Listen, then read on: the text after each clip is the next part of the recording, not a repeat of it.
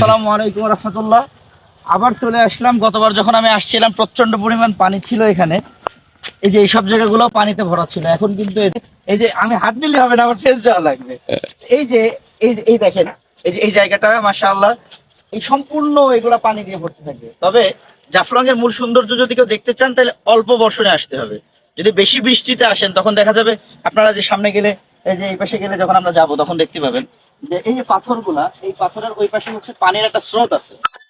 ওই স্রোতের মধ্যে মানে প্রকৃত যে জাফলং সৌন্দর্য, একটা মানুষ শুয়ে বসে অনেক ভাবে যে আপনার ভিডিও বানাই, এটা হচ্ছে এই সিজন বা অনেক অল্প হালকা হালকা বৃষ্টি যখন হবে তখন যদি আসেন তাহলে এই ফিলটা পাবেন। এই যে এগুলো সব পানিতে পানি থাকে এখানে।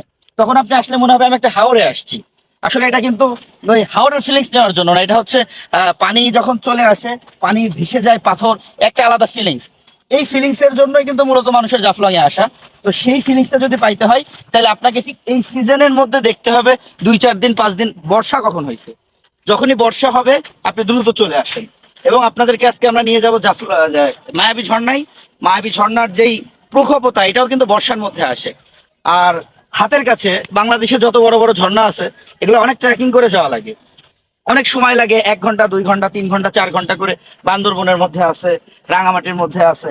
সেক্ষেত্রে আপনি জাফলং এ আসলে এত সহজে এত কাছ থেকে একটা ঝর্ণা দেখতে পাচ্ছেন, এটা কিন্তু আসলেই ঝর্ণা প্রেমীদের জন্য একটা সুন্দর সুযোগ। আর ঝর্ণার মায়াবী ঝর্ণাটা সম্পূর্ণ হচ্ছে ইন্ডিয়ার ভিতরে। তো ইন্ডিয়ার ভিতরে হওয়ার পরেও আগে কিন্তু যাওয়া যাইতো না, এখন কিন্তু যাওয়া যায়।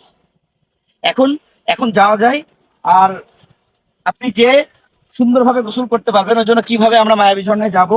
মায়াবী ঝর্ণা এইখান থেকে, এই যে দেখাই, ওই যে ওইখানে নৌকা আছে, এই যে ওই নৌকার ওইখান থেকে গেলে হচ্ছে আপনার শুকনার সময় 100 টাকা নেয়, যখন বর্ষা থেকে তখন 100 টাকা নেয়। আর আমরা সামনে এখান থেকে হাঁটতে হাঁটতে যাবো, পাহাড়ে উঠবো, সরি পাথরে উঠবো।